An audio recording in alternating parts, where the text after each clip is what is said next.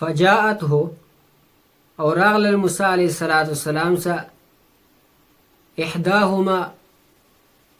یو جلکې دغه دواړو نه تمشي روانه و پیدل علی استحیاء په حیا سره قال دویلو ان یقینا ابي پلار زما يدعوك تا غواړي لیجزیک دې لپاره چې بدلا او صله درکړي تا ته اجرما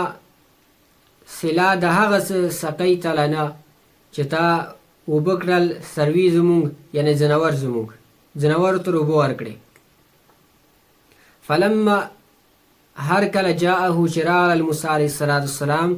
شعیب علیه السلام سره وقص او بیان کړه علیه دیتا القصص خپل حالات قالت شعیب علیه السلام ته فرمایلو لا تخف ته مه یریږه نجوت تا خلاصي ومونده من القوم الظالمین د قوم د ظالمانو نه قالت ویلو احداهما یو زنانا په دې دواړو کې یا ابتی ازما ابجان استاجره ته دا مزدور ونیسه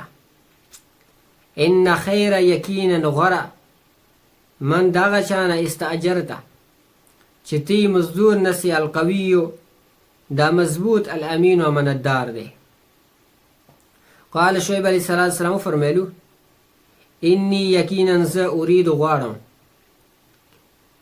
ان انکحک دا چې نکاح کې در کوم تا ته احدى ابنتي یو لور خپل دو لونو کې هاتین دغونه وما علا په دې شرط باندې ان تأجرني چې ته به مزدوري کوې زما 8 حجج کاله فإن اتممت